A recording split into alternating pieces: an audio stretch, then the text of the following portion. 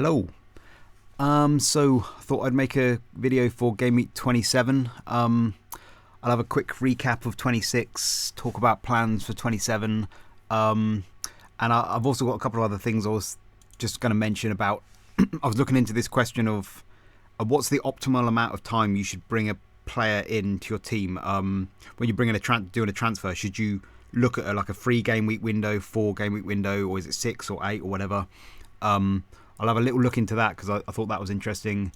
Maybe a little talk about XG and XA and how closely it relates to reality. I found some things out about that, so talk a little bit about that.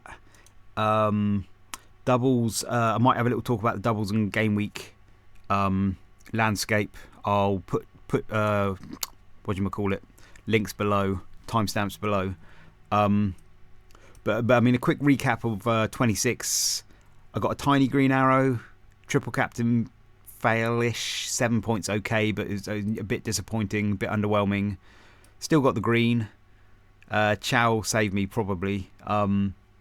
It's all right. The whole season's been a bit mucky like that. I did slightly. I mean, I don't regret the decision. When Man City beat Liverpool, there was a part of me that thought, I bet you Arsenal are going to bottle it now. Because the narrative changed. There was a possibility they could be 9 points clear or something, and then suddenly now it's like, oh, I bet they're going to bottle it against Brentford, and they did. I didn't think they'd bottle it in both games though, so that's annoying. But yeah, it is what it is. Let's focus on the future. So game week 27, my plans are still to. I still kind of think I want to save as many transfers as I can for wildcard 32. If I can get there with 5 free transfers as well, then I can bench boost 33, free hit 34, and then I'd have a load of transfers to figure out this little region here, 35, 36, 36, 37, if there are doubles and blanks here. And even if there's not, I might do a little mini free hit in 38 anyway. That's what I'm thinking. I've got a sneaky feeling it's not the optimal thing to do. And in fact, I'll talk about it. I'll talk about this now just quickly, because this idea of like how long should you bring a player in when you do a transfer, and I've concluded that the optimal amount of time you should think about bringing a player in is about 6 weeks. I'm going to start using that guide anyway. This is just myself. I've started thinking, because if you think there's 38 game weeks there, and you got your wild cards, if you space your wild cards out as equidistantly as possible, and here's your 15 players, then your free transfers, you could either use all your free transfers on just one position, just keep doing 1 game week punts throughout the whole season. And if you do that, your other 14 players will be set and forgets for the whole season. And the average amount of time that player will be in your team is 1 game week each. And these guys will all be in your team for an average of like 12 and 2/3. And it averages at 11.89 game weeks per player in your team. If you use just the top 2 spots and have like 2 game week punts rotating between those top 2 spots, and then the rest of your team are set and forgets, then the average amount of time they'll stay in your team is 11.23 game weeks. And you can keep going on and on and on. And the optimal amount of time you can get to is 7.68. So if you do it like perfectly equidistantly, just using one of your transfers on each spot and letting them stay in your team, all kind of perfectly balanced like that, you can get it down to 7.68 is the average amount of time that any player is in your team. But that's not quite what we really do, because in reality we'll probably have more players who are like set and forgets, and so we're only really messing around with some of these top players here. I tried a random one here and it came to about 9, and then this was my 24-25 season. This is actually how it looked. Those 2 were assistant manager transfers, and this is the average amount of time that each player from each position kind of stayed in my team. It averaged overall at 8.7 game weeks, but the top 5 spots here, these were the ones that were getting changed around the most. That averaged about 5.3 game weeks, and the top 10 averaged about 6.72. And these guys at the bottom here, these bottom 5 were just set and forgets for the whole season. So you got like your keepers and your bench spots, and maybe a Haaland, a Gabriel, and a Bruno. You just got set and forgets. So of the players we actually use our transfers on, I think 1 to 10 is probably a good rule of thumb is about 6 game weeks. So when you bring a player in, you should probably aim to think about a 6 game week window for when you're going to bring that player in, because if you bring a player in for 3 game weeks, that means somewhere else in your team somebody's going to have to stay in your team for an extra 3 game weeks to balance that out. Somewhere you're going to pay for that somewhere. I think this is my thinking. If you bring a player in for just 1 game week punts all the time, then the rest of your team are going to have to be set and forgets. And so 6 game week is like the optimal aim that you should aim to bring a player in if you presume that you're going to have at least 5 players who are set and forgets. Maybe 5 game weeks. I think. I mean, I don't know how. I guess it's the same even when you're getting towards a wild card, where the more times you bring players in for just 1-2 game week punts before a wild card, you're probably going to pay for that somewhere as well. I'm not sure. But that's just something I've been starting to think about. And the reason it's kind of important as well is because as we're starting to head towards a double season, a player who has, if you're looking at a 6 game week window, a player who's got a double in that period, they've got 7 games in a 6 game week window versus a player who's got 6 games, the player who's got 6 games might still, if he's a good player, he might still outscore the player who's got 7 games. Whereas if you're looking at just a 1 game week window or 2, a player who's got a double in 1 game week window is much more likely to outscore somebody who's only got 1 game.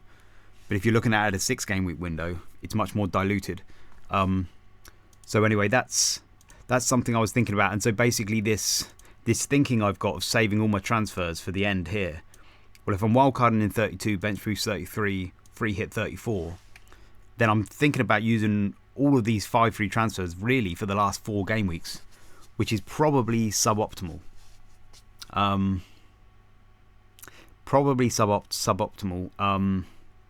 But at the moment I'm still going to do it because it just sounds fun, and I don't really have a huge amount of use for transfers right now.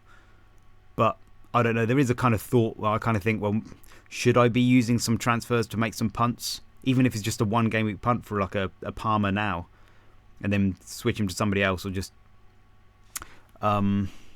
maybe is that better than some of these doubles that might be coming up? Probably not. A 1 game week punt for a Palmer against Burnley now is probably not as good as a 1 game week punt for a doubler in 36 or something. So like a Semenyo with a double in 36 or something like that. So I'm still going to target the doubles at the moment, but anyway, it's just something I was thinking about. So that is the plan. Saving transfers for 33, which is still so that I wanted kind of the only transfers I really wanted to use between now and 31 before the wild card is to get rid of blankers, which is Rice, Gabriel, Timber, Richards and Haaland for now. Haaland and Gabriel I was planning to kind of like roll over because I've got value in them. So it would probably be Rice, Richards and maybe Timber. I've got 3 bench spots, but Krupi in 31, I don't know whether he can be trusted to play in 31, so I may have to get rid of 3 of these 5. So that was the thinking, and I was thinking I was going to get rid of Rice and Richards so at some point between now and 31. I could do it now, or I could wait. But I could also get rid of somebody mentioned as well, which has given me a thought, which is I could actually get rid of Krupi rather than Timber, because if Krupi's the one that's going to give me a headache in 31, well, if I get rid of him, and I could potentially upgrade him to Thiago, and that could work, and then I could just bench Timber in 31. So that's another option as well, which I quite like, and that's actually the thing I'm probably most likely to do now. I think Krupi to Thiago sounds quite nice. Krupi to, so what are my plans? Rice so let's start with Rice. Currently, actually let's start with the double game week situation, because I may not have to sell Richards or Haaland. I mean, I think I'm probably going to sell Richards anyway because Crystal Palace look a bit dodge. I may not have to sell Haaland because it's not absolutely guaranteed that he's going to blank in 31. So we've had the FA Cup round of 16 draw. and Man City have been drawn against Newcastle away. Bookies have them about 60%, I think, chance of winning. Yeah, it's about 60%. So got about a 40% chance of losing. If they lose, it could go into that weekend there, that FA Cup quarter-final weekend, because both Palace and Man City are out, so they'd have a free weekend, both of them. It could go there. Originally, I was quite bullish. I thought it could go there. Then I found this article that the FA and the Premier League were talking about. They had an agreement and they wanted to have exclusive weekends with no Premier League football, and it seemed to be like quite an important agreement. So they may still honour that, but then at the same time, the FA Cup semi-finals clash with the Premier League. Last year, one of the semi-finals had its own time slot on the Saturday, but they still had other games on. But on the Sunday, they clashed with the Premier League, both at the same time. So, I mean, they could give Man City Palace its own time slot on this weekend, so that it's still not technically clashing with any of the FA Cup games. So I don't know. There's a chance that if Man City lost, it could go into that game week there. And there's also a degree of pressure, because if Liverpool and Aston Villa have to get their 37 fixture moved to 36 due to Aston Villa being in the Europa League, then that would mean that Liverpool Crystal Palace would probably have to be brought forward to 33. If they put Man City Palace in 33, then it kind of puts Liverpool in a tricky position, because it means that Liverpool Villa goes to 36, Liverpool Palace in 37. They've got 2 free slots to put their 2 blanks. It's a bit tight. There's no room for error there, no room for an extra blank if something happens. So to put Man City Palace in here would just kind of get it done and out of the way, and it makes it a bit easier. But then they don't really have to do that, though, because if Man City get knocked out, then they're not going to have any more blanks, because Man City are playing Burnley in 34, Bournemouth in 37, who are both out. So Man City will have no more blanks, and so they could just, even if they don't put it in 33, they could put Man City. You know, if Liverpool Palace goes in 33, they could put Man City Palace in 36 or 37. But then even that feels like a long way. They might look at that and go, that's still a long time to have to wait to put Man City Palace. And if they want to keep 36 free for whatever reason, leaving it all the way till 37, if that's the only option, maybe they do just stick it in 30 in the quarterfinal there.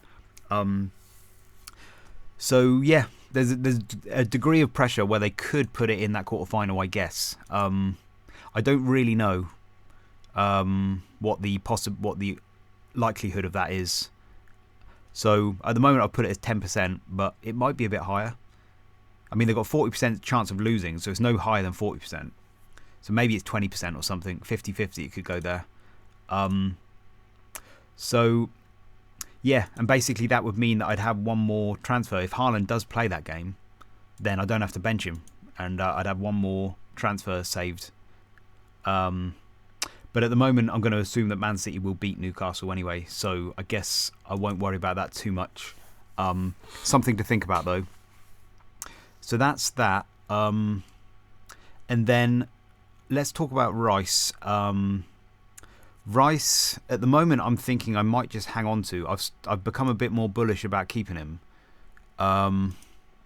Basically, his game week 27 to 30, not including the blanks. This is just 27 to 30.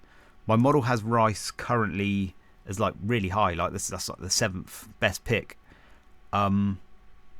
He's doing pretty good for DEFCONs. His XGI is okay, good for bonus, doesn't get many yellow cards. He's up there. Fixtures are neutral-ish. That's something I wanted to talk about, which is I've made a little adjustment to my model recently, which is that I noticed that the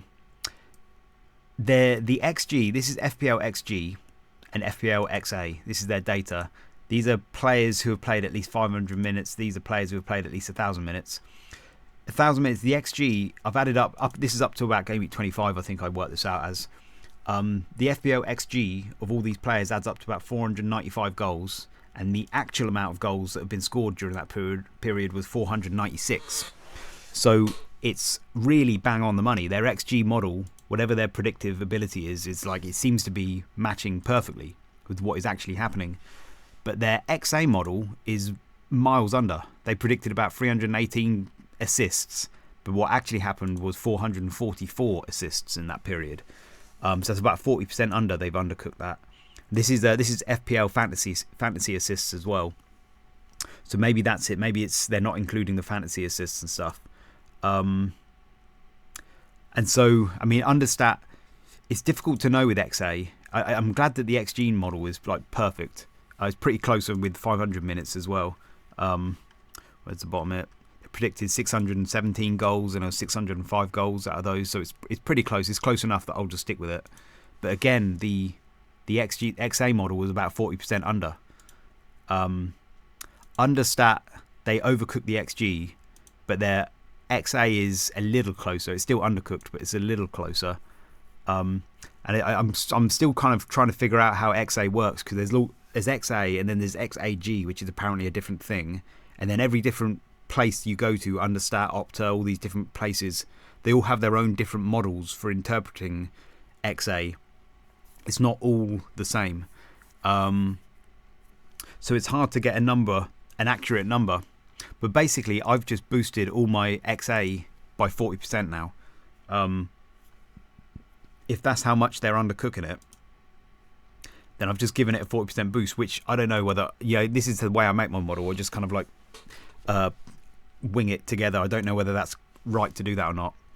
But I've given it a boost anyway, because basically, like Rice, if you look at his profile, his XA is 5.9, but he's actually had 8 assists, whether they're fantasy or not, and that's the same proportion. It's about almost 40% under. They've cooked it there, so it's that kind of idea. So I've just basically bumped up all the XA columns in the model. I mean, this XA is still correct, but when it interprets to points, it's 40% boost. So, and Declan Rice is basically almost all XA. Like most of his XGI is just all XA, so he gets quite a big boost out of that. I mean, if you turn it off, it's still.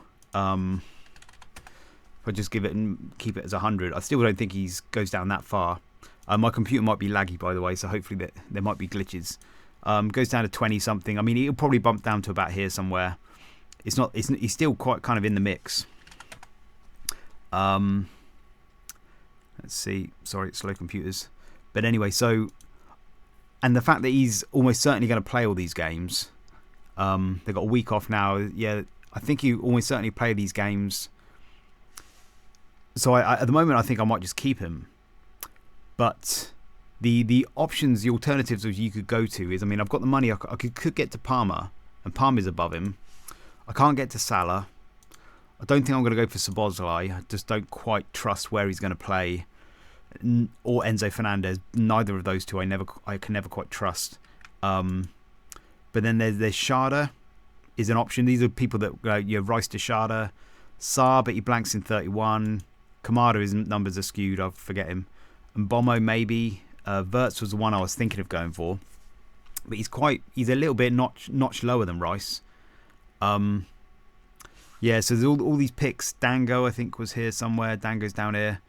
Ryan is not on my model, so he's an option. Maybe you could go to Ryan. His numbers aren't appearing yet, I don't think. So these are all the options of who you could go from Rice to somebody else. But at the moment, my model has him kind of the best anyway, because his DEFCON numbers are really good as well. And he's quite nailed.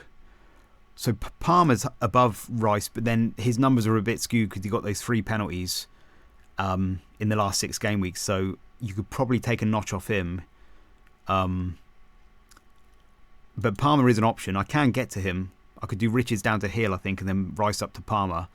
And I'm not so put off by these fixtures, Arsenal, Aston Villa, Newcastle, Everton, because the model takes into consideration the drop-off that fixtures have over form, and it's already factored that in, and he's still up there. So, I mean, Arsenal away could be tricky, but Aston Villa, Newcastle, Everton, he could still return in all these games.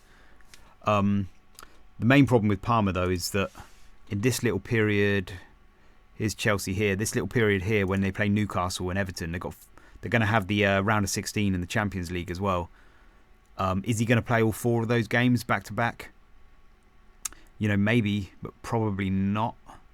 I don't know how fit he is. He might do. He might be okay by that point.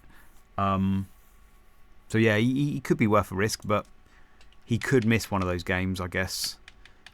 Or could get a recurrence of the injury or something like that. I don't know.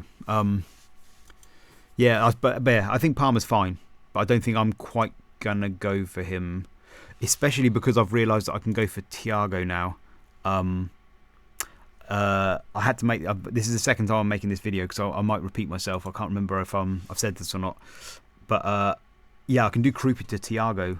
Have I said that? I think I have. So that's yeah, that's something I'm thinking about now. That's probably better than that's a bigger difference than Rice to Palmer. Salah I can't really get to, and the only thing about Liverpool is I suddenly noticed that these games, Forest, West Ham, Wolves, Tottenham, Brighton, these are all teams in the relegation scrap now. Nottingham Forest, West Ham, Wolves are down, but they seem to be scrapping anyway. Tottenham, and then by the time they get to 31, Brighton probably will be dragged into the relegation scrap, I reckon. There's a good chance. So they could be tougher games than you think, those games, for Liverpool. Maybe it's just a small thing, but it's just put me off a little bit. And I was going to go for Wirtz, but again, he's lower down on my model. He doesn't do the defcons. His XGI is only a little bit higher than Rice's. Slightly lower bonus. Yeah, I think it's just the defcons as well. Just because Rice is doing the defcons as well. He might be slightly better. And if I keep Rice until 31, I could just have a one game week punt on like a Wilson against Burnley or something in 31. I don't know, but I think at the moment I'm thinking I'm going to keep Rice for now. Dango and Sade are interesting. I think they're nailed. Dango and Sade, they both. I mean, Sade's the one who's higher up here. He's not the best finisher in the world, but he's got good numbers. They've got pretty good fixtures. It's a good time to play Brighton now because they're not quite in the relegation scrap yet. Burnley are crap. Bournemouth away could be tricky, especially if I've got double Bournemouth defence by that point. The Wolves and Leeds are they're pretty good fixtures. Sharda, where's my minutes tracker? Brentford. I think he's just had a 3 game week suspension, hasn't he? So he's back from that. He missed game week 16, but other than that, he's played almost every single game pretty much. So I think he's nailed. Dango, I heard somebody say that with Ramadan, he missed a couple of games for Bournemouth once, and so that might be something to think about. But excuse me, burping. So yeah, that might put me off Dango a little bit. Maybe you go for Sharda, but yeah, Sharda's worth a punt. But again, even he's lower. All of these players are all lower than Rice, probably because of the defcons. So I'm like, well, maybe I'll just keep Rice then. Yeah. So that's my feelings about Rice. There's some other players you could go for, but I think I'm going to stick with Rice for now. And then Richards is making me nervous. What's his name? Glasner said this about their defence. He says we have to change the back three again. It's every single game, and this was our foundation for everything. So we are struggling to get clean sheets because we are making too many mistakes. So Lacroix's out now as well, and I think Lerma's out as well, possibly too. So they got a lot of players out, and I don't know. Like I'm nervous. I can see Richards conceding. Wolves getting a goal there.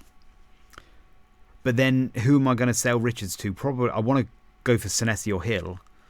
But if I went for Senesi or Hill, they got West Ham away, and West Ham are kind of playing quite well at the moment as well. I can imagine them getting a goal in that game. So it's maybe not really the game to be moving anyway. So maybe I think I'm just going to stick with Richards and just hope that because of all these injuries, maybe they'll just try and shut the game down and get a 0-0 draw or something like that. Because they don't want to get roped into the relegation battle either. But it's just the bad vibes. Sounds like Glasner's not really got his heart in the team anymore. Yeah, so nervous about Richards. I think I'm probably going to have to hold my breath and play him. Chow won't be playing. I'm going to bench Chow, even though I like playing defenders. I had that idea to play as many defenders as possible. Man City don't give that many DEFCONs away. Where are we looking? Man City don't give many DEFCONs away. They're kind of near the bottom there. And then Man City have had a whole rest before this game in 27. They've had a whole week's rest, and they've just played Salford in the FA Cup, which was easy. Whereas Newcastle had to play Aston Villa away, then Qarabag away, then they're playing Man City. And they've got Qarabag again the other side of it. Although, didn't they win 4-0 or something? So, not so bad, but they've played a lot of football. So, that's Man City at home. Smelling blood with Arsenal dropping points. Yeah. Chow's going to be benched. Easy one.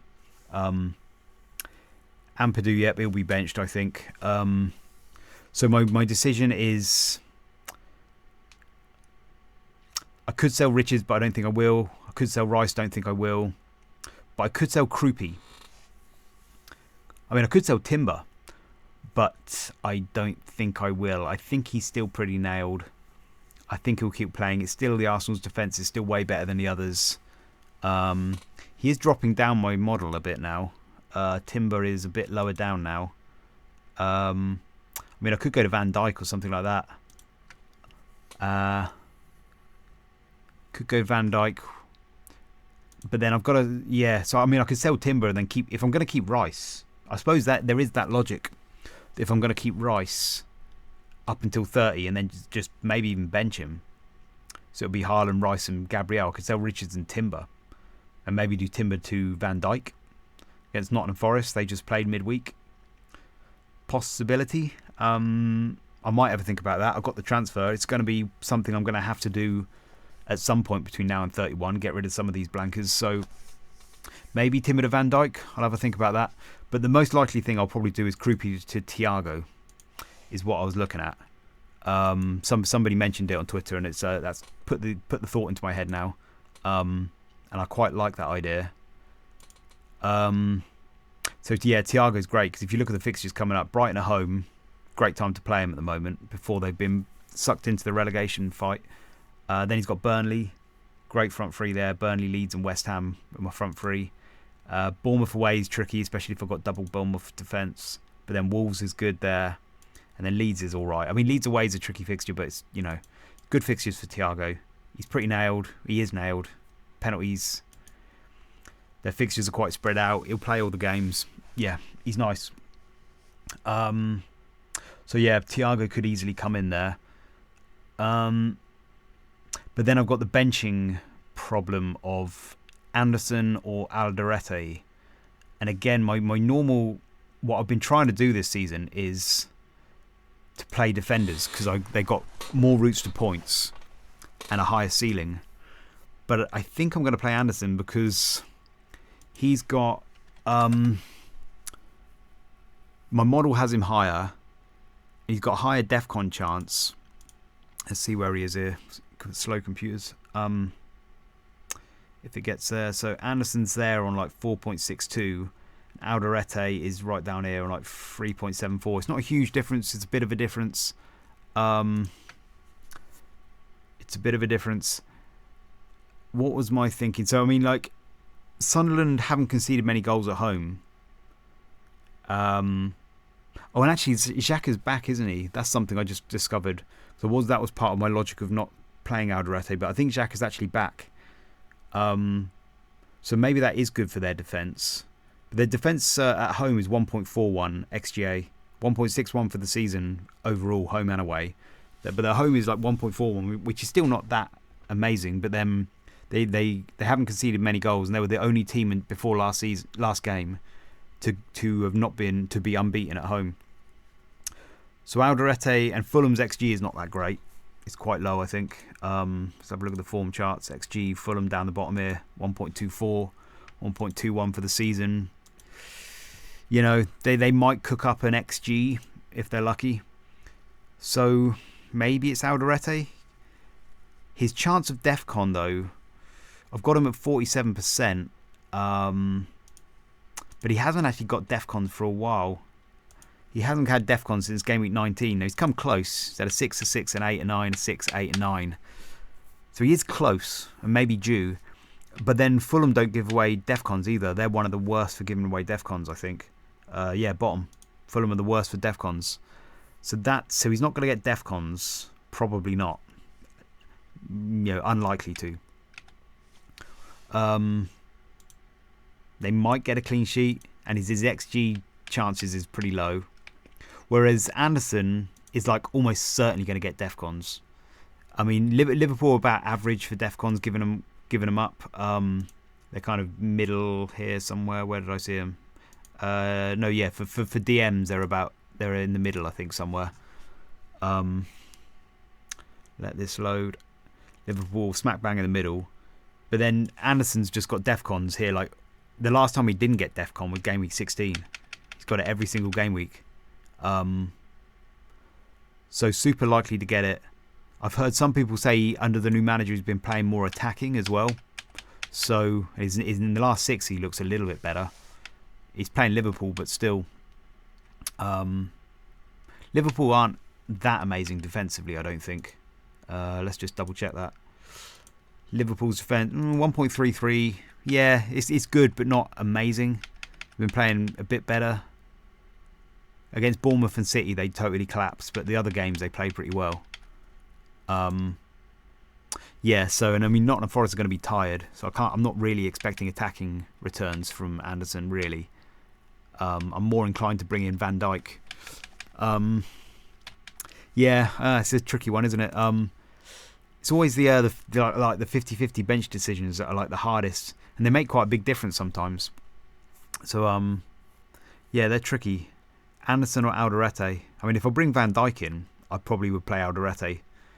But at the moment, though, I'm leaning more towards Anderson because he just feels like he's more guaranteed to get that 4 points. But then that's it, isn't it? 4 points. Whereas Alderete, he's probably not going to get his defcons. But if he does get a clean sheet and he happens to spike a goal or a bonus or something, you never know. Yeah, Xhaka back as well. Don't know. Maybe I'll flip a coin. Don't really know. But anyway, so I've got to make that decision. Alderete versus Anderson. Yeah, still don't know. Very tricky. Kroupy to Thiago, maybe.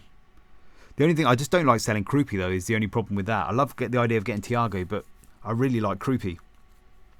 But I think with Kroupy, I mean, he only plays like 66 minutes whenever he starts. He's not going to play. He's probably going to miss. They've got another 2 games coming up here in 28 and 29. They've got 2 games back to back. So he's going to be a headache because you're not going to know which one of those he's going to miss. Probably that one in 29.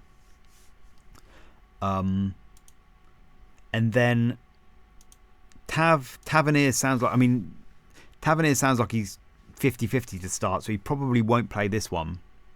So Kroupy will probably play in the 10. Kroupy will probably play in the 10, I think, this weekend. So I don't have to sell him right away. But then when it's the future as well, and who would I rather have this weekend, Kroupy or Thiago? Probably Thiago's still. He's on pens, plays more minutes. And then when Tavernier's back next game week, who's going to play in the 10? Probably Tav. Kroupy could get pushed over to the left, I think, and he might be better than Adley. On the right, I think Ryan's their best player, but Brooks and Ryan are in competition with each other on the right, probably. Then Evan Nilsson seems to have the top spot. Yeah. So Kroupy, he is going to be a bit of a headache. And maybe it's just easier. Just Thiago I know is going to play, and he's better, and just sort it out. But then the other problem with Thiago is that it only leaves me 0.3 in the bank, so it kind of backs me into a corner with my moves. It means that if I do sell Richards, it has to be to Hill, not Senesi. I can't get Senesi now. And then Rice, I can't get up to Wirtz anymore. It would have to be to one of the lower ones like Sharda, Dango, Ryan, somebody lower. So it shuts my options down a bit, but that's not the worst thing in the world. Sometimes you've got to do it. And Hill versus Senesi. I think Senesi's XGI still looks better. He's still up here quite high. His XGI 0.26-ish. that came from, where is he? He's here, I think. He got like 0.5 XGI against Aston Villa and about a 0.4-ish, 5-ish there against Liverpool. Whereas James Hill, he hasn't had that much XGI. He got a 0.22 there in the last game, but 0.2 there. He gets a bit of it. He's not as high on the XGI, but the defcons between Hill and Senesi, Hill has basically got defcons every single game apart from 22 since he started playing. So he looks really good on defcons. And Senesi, that's the first time he's not got defcons in 2 games back to back since the whole of the season.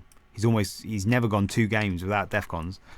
So there is a kind of like, if I could wait and just see, if he does it again, Hill gets the defcons again and Senesi doesn't. The main reason I wanted to get Senesi was the defcons. So, but then yeah, if I go for Thiago, it almost means I have to go for Hill, really. I have to go to Hill, and I need to think about it with whether getting Van Dijk would change things or not as well.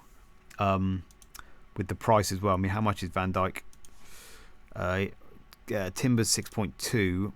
Van Dijk is 5.9. Oh yeah, so that would actually do it because I could get Senesi then. Then that would leave the option open if I wanted to get Senesi. I think. Would it? Yeah, I could get to Senesi then. That's a lot of transfers. I've used 3 transfers then, and then that would leave Rice and Haaland and Gabriel. That would be my bench. Yeah, maybe that might be it. Might have just solved it. But I'll have a think about that anyway. So that's my thinking. That's my moves. That's enough talking on all of that. Was there anything else I wanted to talk about then? So I talked about that, didn't I? I talked about the all of that business, and then the chip season. The only other thing to say about the doubles and blanks situation is yeah, I mean, so the way they've been drawn, it does look like there's a good chance we'll get 4 blanks on the weekend of game week 34. But I still think there's what will probably happen is we'll probably get 1 blank, 1 double somewhere in like 30 in a random place, like a 32, 35, or maybe even just going into 34. Teams will probably get knocked out of Europe, so you might get the 4 blanks there, but maybe one of them will go in there, and then you'll get like a couple in 33. The blanks from 37 will go to the midweek of 37. So we may only get like 3 blanks in 34, 2 in 33, 1 in 35. I don't know, something like that. 1 in 36. They may be spread out, which doesn't really change much that much, I guess. Still good for triple captainers. Still makes me want to save transfers so I can kind of move things around. Yeah, I don't know if there's much to say about it at the moment. It's still fairly hazy. We'll wait and see what happens. Yeah, I think I'm going to stop talking. So that's all my thoughts for today. I think I'll leave it there. Okay, thanks for listening. Bye-bye.